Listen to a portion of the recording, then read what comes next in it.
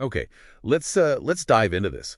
We're exploring this really surprising, kind of potent connection between RC cars and skateboarding culture. Yeah, the source material covers a lot, from like high fashion branding all the way down to garage tinkering. Exactly.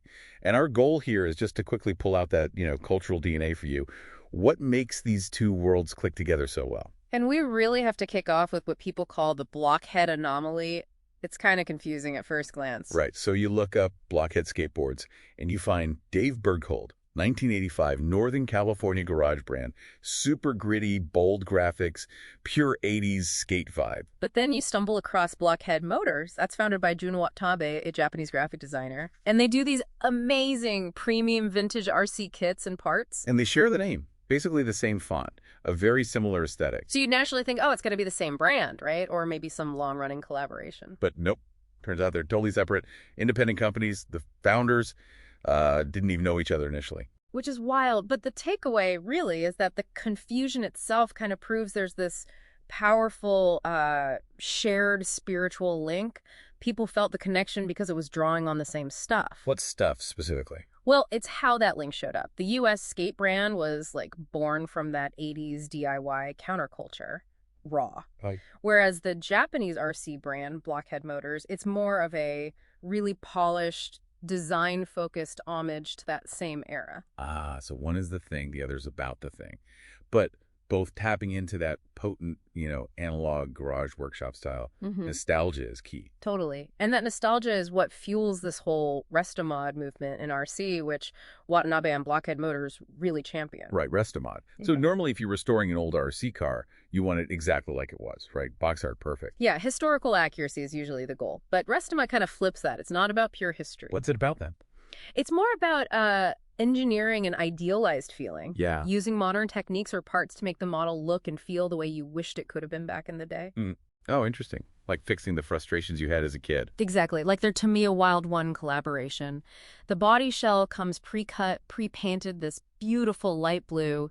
It skips the hardest, most frustrating parts for a kid builder. So you're buying a perfected memory. It looks amazing right out of the box, the way your childhood self imagined it, minus the dodgy paint job or crooked decals. Precisely. It's a premium experience built on that idealized nostalgia. And that shared vibe, that aesthetic, it led to real collaborations too, right? Not just the accidental name thing. Yeah, Blockhead Motors actually teamed up with Instant Skateboards, which is a big Japanese skate shop chain. Yeah. They did a limited deck mixing RC buggy graphics with skate style. Very cool. Okay, that makes sense. But the really big one, the one that made people outside the hobbies notice, was Tamiya and Supreme in 2018. Oh, yeah, the Supreme Hornet. That was huge. Supreme, global fashion powerhouse. Why release a version of the iconic Tamiya horn buggy? It seems like such a niche 80s toy thing for them. Well, you got to remember, even by 2018, skateboarding was still absolutely central to Supreme's whole identity. It wasn't just some random accessory drop. How so? That same year, 2018, they released B-List, their full-length, like 84-minute proper skate film. They were still deeply invested in skate culture. Ah, okay. So the Tamiya collab wasn't random nostalgia. It was an authentic nod. Exactly. It was tapping into that shared 80s culture that a lot of their original core audience grew up with. Skateboarding and RC cars were part of the same world for many kids then. Gotcha. Okay, so that's a high-level crossover. Let's get back down to the garage level. The real DIY stuff. We had a question from someone listening. Right. The thing about putting solid skateboard wheels on RC buggies. Yeah, which sounds mad. I mean, technically, that's got to be terrible for performance, surely. Hard plastic or urethane wheels instead of rubber tires?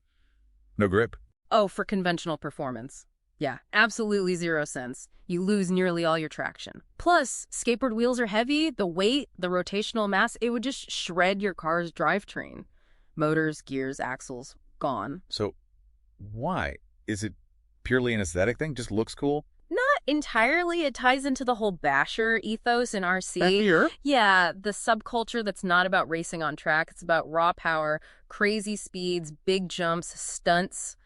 Basically pushing the equipment to and often past its limits just for fun. Durability and top speed matter more than handling. Okay, so how do skateboard wheels help bashers if they kill grip and wreck the drivetrain? Right. Here's the aha moment. There's one very specific technical problem they solve. Tire ballooning. Ballooning. Yeah, when you get these RC cars up to really extreme speeds, like in straight line speed runs, the centrifugal force makes standard rubber tires stretch outwards, puff up like balloons. Oh, wow. And they can expand so much they literally tear themselves apart or rub on the body, causing a crash. It's a major issue for high-speed runs. And skateboard wheels.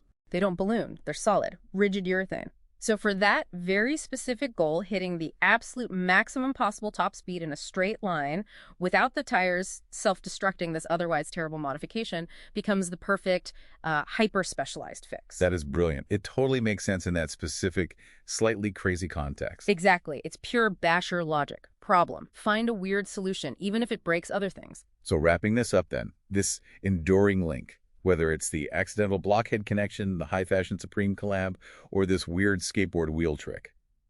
It all points back to that shared DIY spirit, right? Yeah, that and this really powerful, potent nostalgia for the analog, hands-on subcultures of the 80s. Building things, tweaking things, making them your own. Which leaves us with a final thought for you, the listener. Consider this. The generation that grew up meticulously painting Tamiya kits while reading Thrasher magazine, well, they're now adults. Yeah. They hold significant cultural sway and, frankly, spending power. Meaning this market for curated, idealized memories for these cross-cultural products that sell a connection to that authentic past. It's probably only going to get bigger. These design-led collaborations that tap into that specific nostalgia, expect to see a lot more of them.